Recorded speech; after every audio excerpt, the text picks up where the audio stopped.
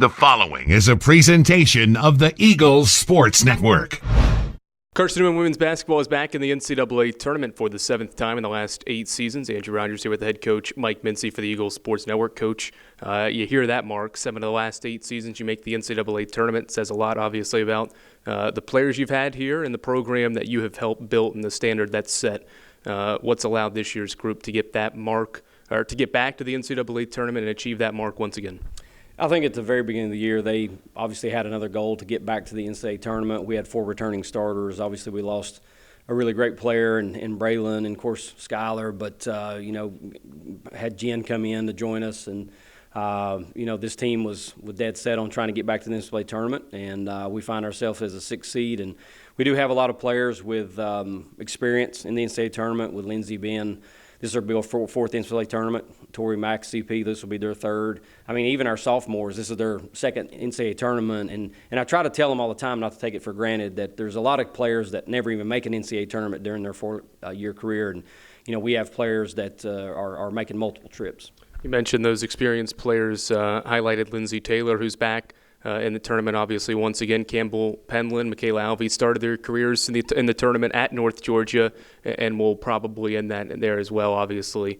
What's it like to have so much experience on your roster, knowing they know what it means to get to this point in the year, but also what it takes to win games down the stretch like this in the year? Well, obviously, I think last year going and playing at Catawba and getting to win 2 games there and in the regional, and then facing off against Georgia Southwestern in the Sweet 16 gives us some sense of confidence that they can make that happen. Obviously, we're very familiar with the arena at North Georgia and being down in Dahlonega and playing, and we went down there in 21-22 and advanced to the round of 32 before we lost to the eventual champion, which was North Georgia that year, that made it to the Final Four. So, our players kind of know the routine and what it's like to go to an NCAA tournament, and, we can just only hope that the experience that we have through our roster will give us some sort of advantage as we play in, supposedly the biggest stage that we have on the Division II. Pretty crazy that for the 2nd straight season you're going to play the same team 4 times, twice in the regular season, twice in the postseason. That's the 3-seed Anderson, who makes a similar jump that you did last year. Had a good SAC tournament and moves up several spots from the latest rankings to the final rankings. How unique is this, obviously, to play the same team over the last 2 years so many times, knowing they know a lot about you and you know a lot about them?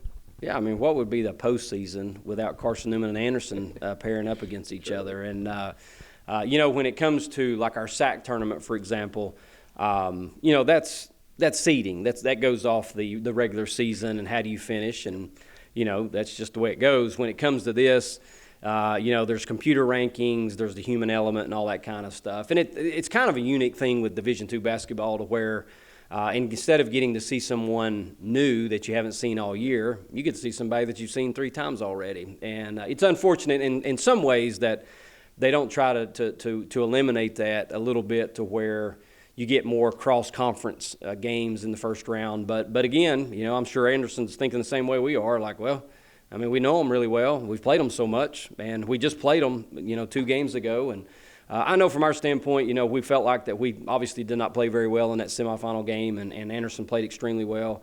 So it'll give us a rematch against them to hopefully do a little bit better this time than with what we did in the SAC tournament. What does this upcoming week look like in preparation for the NCAA tournament? Obviously, with a whole host of players knowing what lies ahead, how does your group need to prepare for the first round and beyond later this week? Well, if we would have been paired up against say a Francis Marion or someone like that we've never played and we don't have any film on, it would obviously have been much different.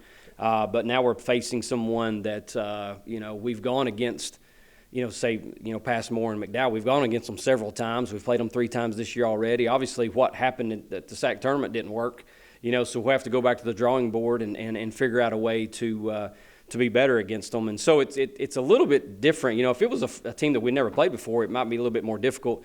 But the one thing that we're going to try to do, though, is we're not going to try to turn it over about 8 to 9 times in the first quarter and give Anderson easy layups. That might be a good way to start as we prepare to play for them. All right, Coach, congrats on another NCAA tournament. We'll talk later this week. Thank you, Andrew. That's the head coach of the Lady Eagles, Mike Mincey. I'm Andrew Rogers here on the Eagles Sports Network.